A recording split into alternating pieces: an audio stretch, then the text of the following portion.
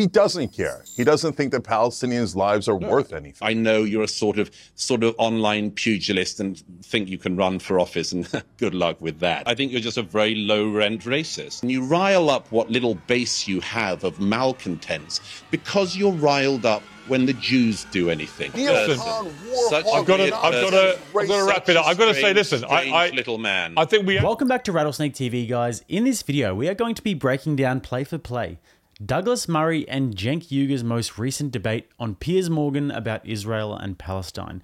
Now, politics aside, this is one of the most clinical debate performances you'll likely ever see. And Cenk Uygur is one of the big dogs of left-wing media, so this should be a world heavyweight title fight. But it turned out a bit different. So let's get started with a few of their opening remarks first of all. Let's get ready to rumble! Well, the main issue of the war is to destroy Hamas. No Israeli of left or right or centre believes anymore after October the 7th they can live beside Hamas. Hamas has been given the statelet of Gaza. It was given it in 2006, voted in, then killed their fellow Palestinians in a coup, killed Fatah rivals, and they've run the Gaza for almost 18 years now. And they've produced a new generation of people whose main aim in life, it seems, according to their textbooks and their classes, is to regard Jews as enemies who should be killed. This is just an unbelievable waste, a waste of life on every side. But apart from anything else, a waste of those Palestinian lives, of children who grew up under Hamas's rule, if you can call it that, who have been indoctrinated into becoming sociopaths by a psychopathic terror organization, Hamas. All right, Cenk, you've been listening to that. Is there anything that Douglas said that you agree with? No, nothing. Not even about the way Hamas has presided over Gaza in the last 18 years. Yeah. So that's a weapon of mass distraction. It's Israel doing genocide on the Palestinians right now. And there's IDF soldiers singing and in video that the IDF has confirmed about how they're going to wipe out the seed of Amalek. That is a verse in the old Hebrew Bible that talks about exterminating Amalek. So they're talking about genocide against Palestinians. Benjamin Netanyahu has also talked about wiping out Amalek. These are open calls for genocide. What I find stunning, Douglas mentioned stunning lack of empathy. There's 20,000 dead people in Palestine right now in Gaza. Over 8,000 of them are children. When 36 Israeli children were killed by Hamas, the world cried out, and I was brokenhearted over it. 36 poor kids dead in Israel. Now there's over 8,000 dead kids in Gaza. You want to talk about a stunning lack of empathy. 6,400 women slaughtered in Gaza. You want to talk about terrorism? They're dropping unguided bombs, 2,000-pound bombs. Every one of those bombs is an act of terrorism. And the stunning lack of empathy towards Palestinian lives is disgusting. But I want to be clear, it is not shared by all Israelis. The dad of one of the hostages who was killed went on Israeli television and said, "Stop killing them." And he didn't mean the hostages. He meant the Palestinians. So the main point is, well, Hamas threatens X, Y, and Z and has killed 1,200 people on October 7th. So that is why we have to all worry about what Hamas might do. I don't think it's simple as that. Hold on, let me finish the point. Let me finish the point. At what they might do if they had infinite power, the kind of power that Israel has. Meanwhile, Israel is actually doing the genocide, is actually preventing a Palestinian state and saying you are not allowed to exist, and if you dare try to exist, we'll kill 20,000 of your children and women. All right. Okay, so this one is about to get very heated and entertaining to watch. But as we've seen, it actually started off pretty well. Both individuals were giving each other room to speak and get their points across, and actually both making some pretty strong points. But this is the part of the debate where it becomes abundantly clear who the superior debater is and why it is so important to have a strategy coming in to these sorts of things. You may have noticed there that the whole time Cenk is speaking, Douglas Murray has his pen and paper next to him. This gives him a huge advantage because now he's got bullet points of what Cenk has said and can take them one by one and slice them apart. It's a small detail, but one that is about to swing the debate totally in favor of Douglas. Moreover, Cenk is starting to become emotionally unhinged, which is exactly where Douglas wants him. Let me finish the point. And Douglas can use this to his advantage by staying sophisticated and compendious in his speech, which is his biggest strength. Thus, the contrast between that and Cenk's very sloppy and haphazard speech becomes night and day. And also, winding up Cenk is just too easy. All Douglas needs to do is just prod him a little bit and it will send him off the deep end. So now let's watch Douglas Murray incorporating these tactics with gun barrel straight accuracy. Douglas, respond to that. Several things. First of all, anyone who uses the term genocide in this context simply doesn't know what they're talking about or is a malevolent actor. I don't know if Mr. Uygur's travelled at all in his life, how far he's travelled, how many conflicts he's seen, but I'd have guessed none. And you clearly know nothing about this particular conflict, and you've obviously seen none of it. The genocide that you describe is such a smear and a libel against the Jewish state. If Israel wanted to commit genocide, I'm sure it could, but it doesn't. It doesn't remotely want to. And people like you and other pro-Palestinian propagandists have spent years claiming that Israel is committing genocide in the Gaza. By the way, the weirdest thing about this claim is that the population of the Gaza has grown by 1 million in the last 15 or so years. So if Israel was trying to carry out a genocide, it's either the worst perpetrator of genocide ever or uniquely poor at performing that task. None of the stats support that ridiculous claim. It's such a weird smear and a libel of Israel. Secondly, of course, you've just rattled off Hamas figures, as everyone of your kind always does. Thirdly, you said that the world cried, you said that the people like you who cover for the Palestinian extremists. Thirdly, you said that the world cried out for the 36 Israeli dead children. No, they didn't. And you know that very well. You know that very well. If you put up a poster to a missing dog in any Western city, that poster stays up. In city after city in America, posters of abducted Jewish children, including a 10-month-old baby, were put up and were ripped down by people who have been indoctrinated into hate of Jews. Nobody would rip down the poster of a missing dog, but from Dublin to Berkeley, they ripped down posters of abducted Jewish children. So no, I don't think there was Douglas, very much care for that around the world. Let me put this to you, Douglas. Let me make two other very quick points. Guys, if you are enjoying this video and if you like watching me break these debates down play by play and analyze it like the sport that it is to me, then don't forget to chuck a like on the video, help this video go far and wide. And also, if you want to subscribe to the channel, if you're getting value from this sort of content, if you feel like you're learning and growing and a part of the community, then you can do so. Back to the clips. Firstly, you said what Hamas might do, as if it was some kind of hypothetical. Hamas showed what they do, what they want to do. It showed it on October the 7th, and its leadership, as I'm sure you very well know, said that they would like to repeat that again and again until they have got rid of every Jew. So, I don't know. I would trust Hamas's word on that rather than your interpretation of what you think they mean when they say that, and your generous interpretation of what you think that means. And finally, as for preventing a Palestinian state, it is nonsense that the Israelis have prevented a Palestinian state. They gave the Gazans a Palestinian state in 2005. They gave them a Palestinian state in 2005 when every Jewish person was ripped from their homes in the Gaza by IDF soldiers. And the Palestinian people were given a state. And what did they do?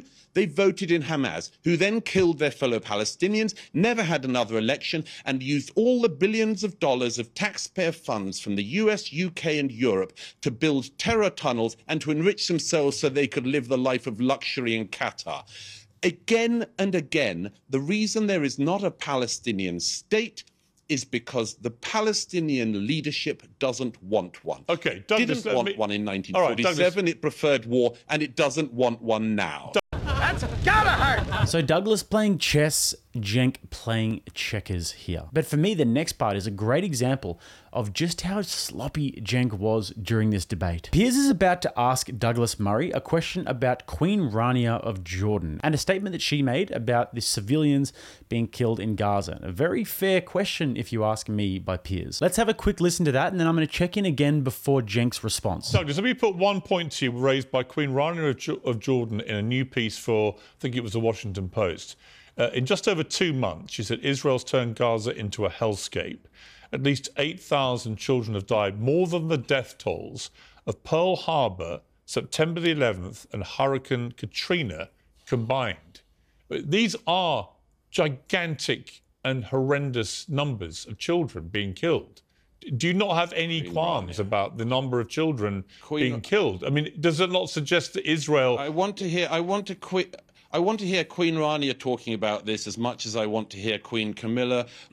All right, they would take them in. They don't want them. If the Egyptians wanted them, they'd take them in, but they don't. Do you know why? Because every country that takes in the Palestinians gets terror. It happened in Egypt, it happened in Jordan, it happened in Syria, it happened in Lebanon, it happened in Tunisia, on and on. That's why these people don't really care about their fellow Muslims. They just care about hating Jews. And Douglas clearly dodges the question by slandering Queen Rania instead of actually addressing what she said. And I don't know if we can read this much into it, but I feel like Douglas kind of hypnotized Piers there by mentioning Meghan Markle and putting Queen Rania in that sort of company. And we all know how Piers Morgan feels about Meghan Markle. Having known both women, Princess Diana and Meghan Markle, I can say with absolute certainty they had nothing in common whatsoever. I couldn't think of two women more different. So maybe Douglas Murray just did a bit of neuro-linguistic programming on Piers. But now this is the moment of the debate where Cenk really has the chance to hold Douglas Murray's feet to the fire here and wrestle back some of the momentum.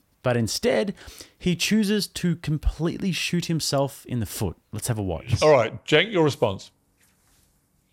Yeah, so you asked if he cared about 8,000 dead babies, and his answer was no. Queen Rania bothers me, so complete non-answer, because he doesn't care. He doesn't think that Palestinians' lives are worth anything. He just called them all terrorists. Well, it's nice you can put that word and this is what they always do. There you go. So hold on, I let you talk for a long time, so why don't you shut up for a second? We've got all of these dead babies. We've got all of these dead babies that this monster doesn't care about. He says keep bombing them. A former intelligence officer said in the Israeli press they're using AI in a program called The Gospel, where he said it's basically a mass assassination factory.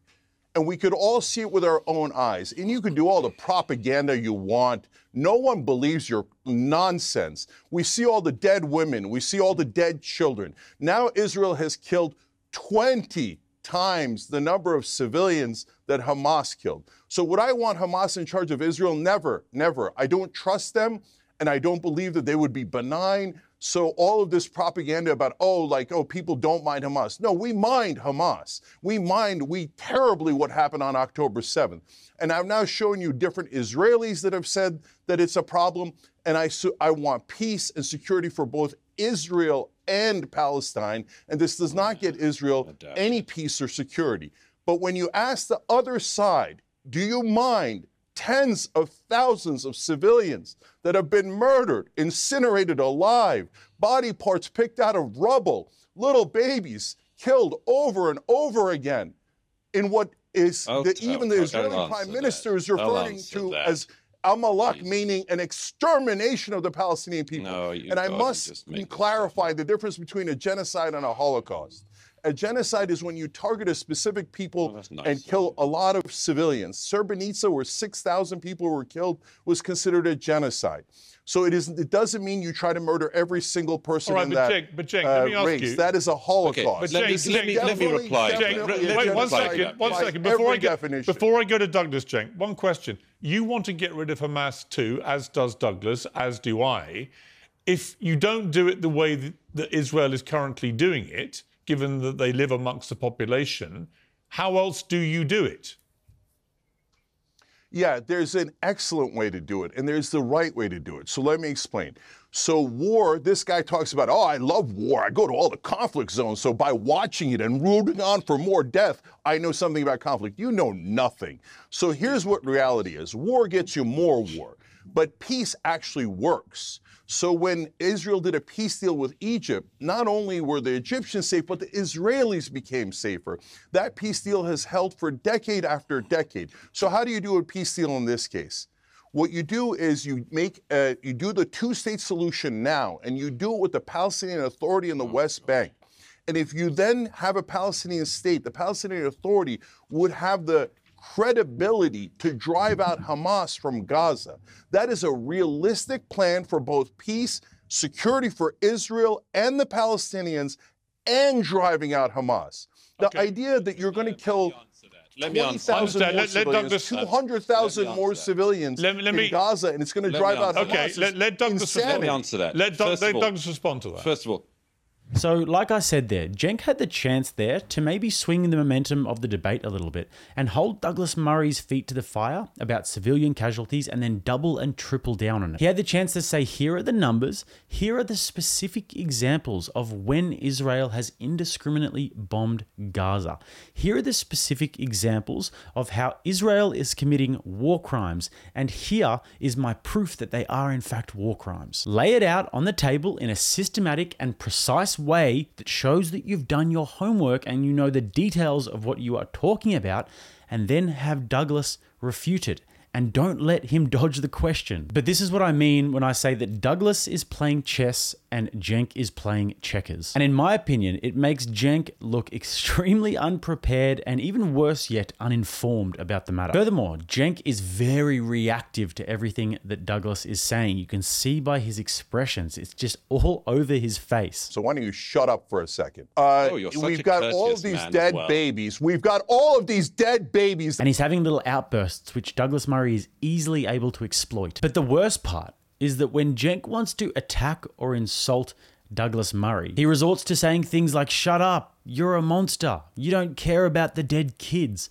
This is squalid behavior. This is college campus activist level personal attacks. I don't like you. I think you spread hate. I think you spread bigotry. I think you piss a lot of people off because you're just an awful person. I don't think you really want to debate because you're just here to piss people off and energize your crowd of racists. When have I ever said that's racist? Hate you. You're awful. Get off my campus. When have I ever said anything that's hateful? If you're going to go after someone personally like this, which I wouldn't recommend unless they throw the first punch, you have to make sure that you're not just throwing out random blanket pejoratives. You have to zoom in on specific things about the person and examples of things that they've said and done that are relevant to the actual argument at hand. And moreover, when you have a high-level debate against somebody like Douglas Murray, you have to come prepared and you have to be very, very precise with your intentions, your point of view, and your speech. Cenk has thus far looked uninformed, emotionally incontinent, and basically as though he bought a slingshot to a gunfight. He doesn't care. He doesn't think that Palestinians' lives are worth anything. So why don't you shut up for a second? We've got all of these dead babies that this monster doesn't care about. And now let's contrast the way that Cenk does personal attacks with the way that Douglas Murray does personal attacks. First of all, I mean, your other guest, I mean, I don't know what kind of a creature he is. He's a kind of low-grade thug, as far as I can see. He's listened to nothing I've said. Yeah, I know, because I'm Muslim. That's what we call all Muslims. I'll tell you. No, it's not that at all. It's not that at all. I just think that you're just a very low-rent racist.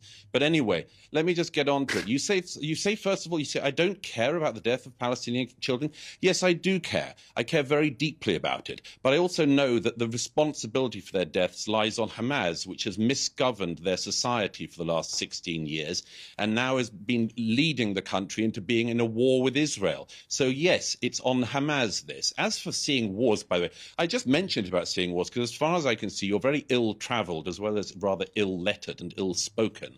And I mention that I cover wars and go to wars because I happen to think myself that it's worth seeing things with your own eyes, including things that you don't particularly like, but you report the truth. I don't know if you ever even leave your own bedroom. And I can tell already that you don't, because you've already said something that demonstrates you know nothing about this conflict. You have just demonstrated it in the following terms. You said that this is why we need to push for a two-state solution and give legitimacy to the Palestinian Authority. I'll tell you something you don't know, because I guess you spent no time in the West Bank, have you? I'll tell you something you probably don't know. The Palestinian Authority, Fatah, celebrated the 7th of October massacres. I'll give you another fact which demonstrates you know nothing about this and clearly haven't ever visited any Palestinians in the West Bank as I have. If there was an election tomorrow in the West Bank, the reason why there isn't one is because if there was an election tomorrow in the West Bank, Hamas would win. So your idea of a two-state solution, I'm afraid you are so out of date and you really should leave your bedroom, because in this region, nobody thinks that there is a two-state solution on the table because there is not a viable negotiating partner. But I just want to make one other main point. You have gone on and on tonight, throwing accusations out against the Jewish state, against me. It's the sort of thing you do. I know you're a sort of online pugilist and think you can run for office, and good luck with that. But I'd just like to point out that you only really get animated if the Jews are involved. And I can tell that for the following reason. I mean, your surname's Uygur, isn't it? 1 million Uyghur Muslims in China have been put in concentration camps in the last decade. And people of your ilk never really care about that, do you? Because it's not the Jews doing it, it's the Chinese Communist Party. At the moment, 1 million people who are in Pakistan at the moment, who are your fellow Muslims and who happen to be Afghan, and I don't think you care about them, do you? 1 million Afghans are currently being forcibly deported from Pakistan to Afghanistan. You don't care about that. You're not riled up about that. You're not riled up about what the Janjaweed are currently doing in Sudan, where thousands and thousands of people are being attacked by the Islamist militia there. You don't care about any of that. You get exercised and you rile up what little base you have of malcontents because you're riled up when the Jews do anything. All right, it's Cenk. perfectly obvious. Okay. I mean, say no more. That is what you could aptly describe as a Hitchens-esque absolute British scolding. And that was particularly punchy by Douglas after Cenk's pathetic attempts at personal attacks. It made Douglas Murray look like Vasily Lomachenko at his best, throwing combination after combination at his opponent, using all sorts of intricate footwork that was learned and practiced in a Ukrainian traditional ballet school and then brought into the ring. He was landing punches from many different angles, completely overwhelming his opponent, exposing the fact that he came into the fight without a proper game plan and poking holes in his defense. That monologue was really something, especially when he says that Cenk looks like he doesn't leave his room, because I'm not going to lie, I get similar vibes from Cenk. Now, so far Douglas has been cooking and Cenk has been boiling. And now let's watch the closing remarks where Douglas seals the victory. Cenk, your response. Yeah. Okay, first of all, my last name is Uygur. We're named after the Uyghur Turks in China. And have we talked about I that on thought the you Young had spoken Turks? up then. Yes. Yes, we've talked about it endlessly, but you don't know that, and you don't watch the show. Shame You just nobody make watches things your up. show. So Nobody does watch your show. Yeah, well, okay, again, you're interrupting me when I was kind enough to let you go on with your mad ramblings. So how nobody watches the show, we have 5 billion views a year. I don't know what piddling outfit you're on, or what little Substack or whatever the hell you write on. So the reason we're incredibly popular I is only we write fight for all the main newspapers. We fight for shut up. We fight for all innocent civilians. So yes, we've covered all of those conflicts. Yes, I'm against fundamentalist Islam, no question about it. I'm against fundamentalist religions of all kind. In terms of every right-wing supporter of Israel, their only tactic is, hey, don't look at the 8,000 murdered children. Don't look at the 6,400 murdered women. Don't look at the fact that all the hospitals in northern Gaza have been shut down. Don't look at the fact that 4 out of 5 people in northern Gaza are starving right now, and half the people in southern Gaza are starving. Instead, anti-Semite. Now, wait a minute. I just told you how much I want peace and security for Israel, how much I hated what happened on October 7th. What you don't know is I started the Young Turks with 2 Jewish friends. And so the whole program is both Yeah, who Jews both and departed, Muslims. didn't You they? know nothing. You know nothing. I have Jewish family I and think your friends. Jewish colleague Why in left, the war didn't gods, they? as Yeah. they go to Israel, I want them to be safe. I'll give you the last word, Cenk. The reality is you cannot kill your way out of this conflict. The more that they kill, the more, what do you think that the Palestinians are going to feel? What would you feel if your family was butchered, if their heads were crushed by a bomb that was dropped on a building, if they were lit on fire by the bombs that were dropped? What would you Well, do? you You'd can fight ask back the plenty of rest Israelis of that your question. life. And then they are permanently occupied. Israelis And will. now Netanyahu says he was proud that he prevented a Palestinian state and that he will continue to prevent a Palestinian state. He is not a partner for peace, or he profits from war. His whole career is about perpetuating war, not just to murder Palestinians, but it keeps Israel unsafe for eternity. So the whole point of Israel is to be a safe haven for oppressed Jews throughout the world. It cannot be a safe haven as long as you're imprisoning 5 million Palestinians and saying, we are never, ever going to let They're you not go. imprisoned. And if you ever dare oppose us, we will kill your women and children. They're not It's imprisoned. disgusting. They're not in prison. It's not what I would Israel urge was you meant again. to I'd do. urge you again. I'd urge you again, Cenk. Leave your bedroom sometime and come to this region and see it for yourself. Hey, It's I not thought a I was prison. supposed to get the last word. Palestinians This in the West idiot's Bank talking are about not. bedrooms. The Palestinians Hey, do you care in the about West the babies? Bank are Do you not care in about a the women? prison. Douglas, why don't you admit you I don't know- care I about don't- dead Palestinian babies, dead Palestinian don't women, know because you if don't you mind it. listen. Or Israel, Israel, I Israel. You think say right or you wrong, no matter don't how many mind people they have about murdered, anything. no matter how many kids I they have think you crushed don't to mind death, about you anything don't other than care because shouting. you don't care about human All I can beings. say is All you because want is you some don't sort of care about warmongering, anything other than Israeli shouting. state, U.S. state, Such a etc. weird right, Neocon, listen. war Such a hog, I've got weird to nonsense, wrap it up. I've got to say, listen, strange little man. I think we actually Very had a odd very. little man. I found You're it as super evil. I You listen, don't mind the deaths of let's all try and those keep it- thousands of people. let's not evil descend- warmongering. Jake, let's not descend into this. So there you have it, guys. A perfect example of how to never ever conduct yourself, basically in any aspect of your life, really. You don't want to act like that in your interpersonal relationships, with your friends, family, co-workers, or in political discussions for that matter. Even if I saw a 6-year-old displaying that sort of a lack of emotional control after losing a game on the Nintendo, I would honestly judge their parents. So with that, guys, I hope you enjoyed this play-by-play breakdown. Make sure to find me below with those links. And also, if you guys want to subscribe to the channel, you can do so right here. If you'd like to watch another video, you can click right here. Till next time, I'm Jake. This is RattlesnakeTV, keeping you armed and dangerous.